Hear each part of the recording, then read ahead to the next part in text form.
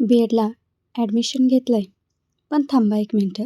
जर तुम्ही बी एडची मेथड निवडताना फक्त कॉलेजच्या सांगण्यावरून किंवा सोपा विषय म्हणून निवड करत असाल, तर तुम्ही तुमच्या भविष्यातील शिक्षक भरतीच्या संधीवर स्वतःच्या हाताने पाणी फेकत आहात.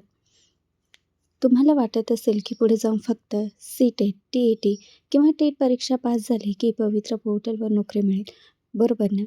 पण हे पूर्ण सत्य नाही. मी असं का सांगते? सध्या चालू असलेल्या पवित्र पोर्टलच्या भरतीचे थेट आणि कटू सत्य सांगते.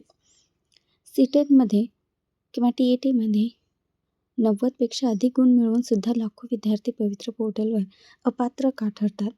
बी एडची मेथड तुमची पदवी आणि बी-कॉम, मायक्रोबायोलॉजी, इंजिनिअरिंग किंवा ॲग्रिकल्चर आल्यांचे 6 ते 8वीच्या भरतीतले नियम काय आहेत?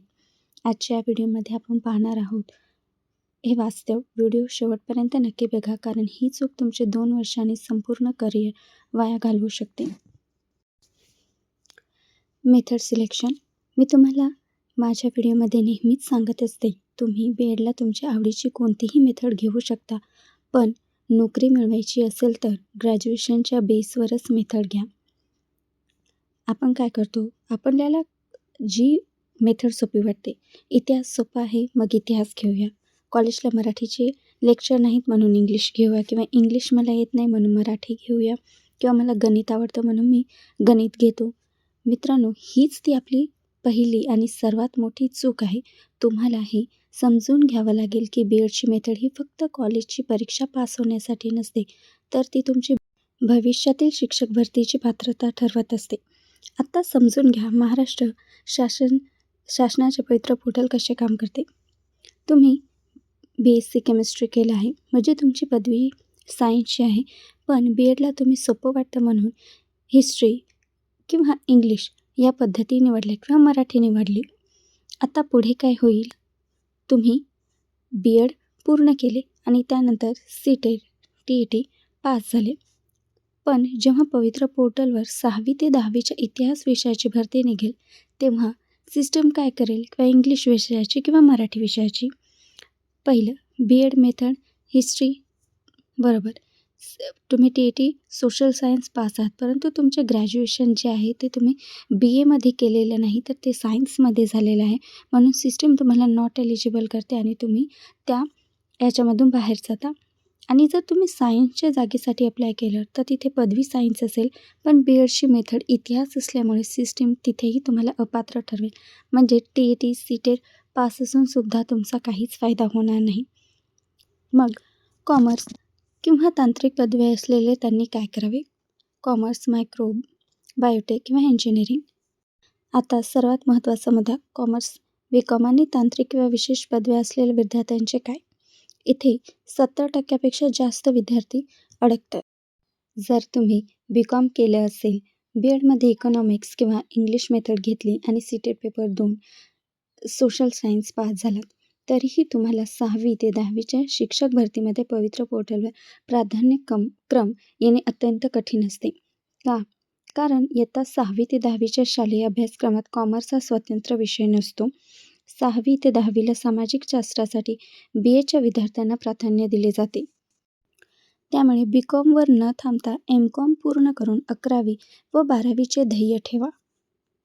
जर तुमचे graduation BSc microbiology, biotechnology, BE, B.Tech किंवा ॲग्रिकल्चरमध्ये झालं असेल, पवित्र पोर्टलच्या नियमानुसार 6वी ते 8वीच्या शाळांमध्ये physics, chemistry, botany, zoology, maths या पारंपरिक पदव्या असणाऱ्यांनाच प्राधान्य दिले जाते.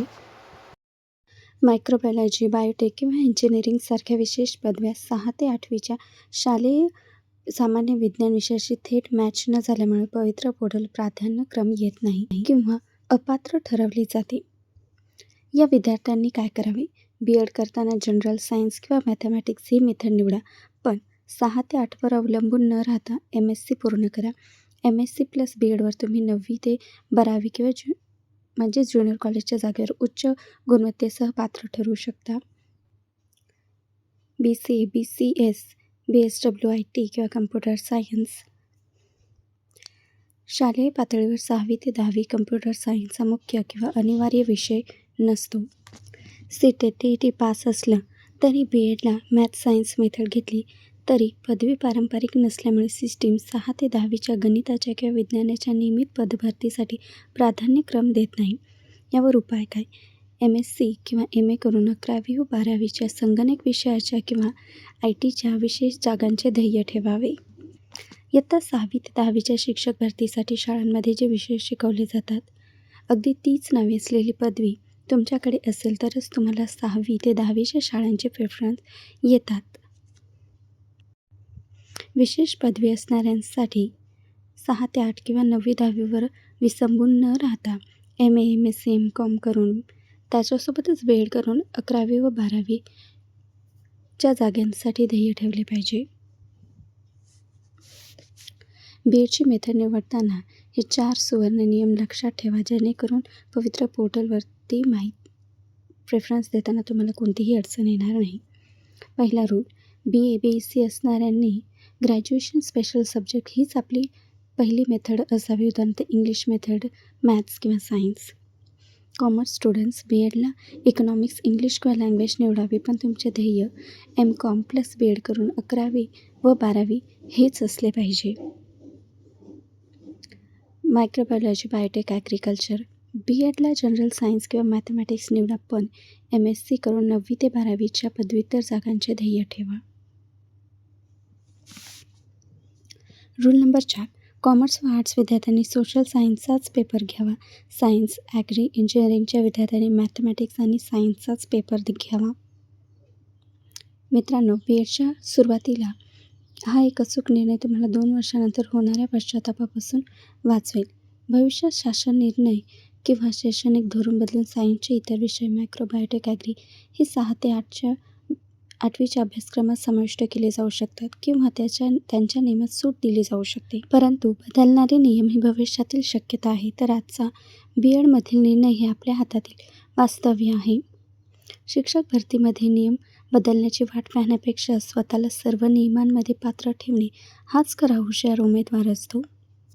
मित्रांनो, आपण BEdची मेथड का नीट निवडली पाहिजे हे समजून घेण्यासाठी शाळांमधले वर्ग आणि विषयांची रचना आपण समजून घेऊया. इयत्तेनुसार शिक्षक भरती व विषयांचे वर्गीकरण. इयत्ता 1ली ते 5वी प्राथमिक स्तर शिक्षक D.Ed झालेलाच असावा. एकाच शिक्षकाला सर्व विषय शिकवावे लागतात. मराठी, इंग्रजी, गणित, परिसर अभ्यास, सामान्य ज्ञान, कला, कार्यानुभव व शारीरिक शिक्षण.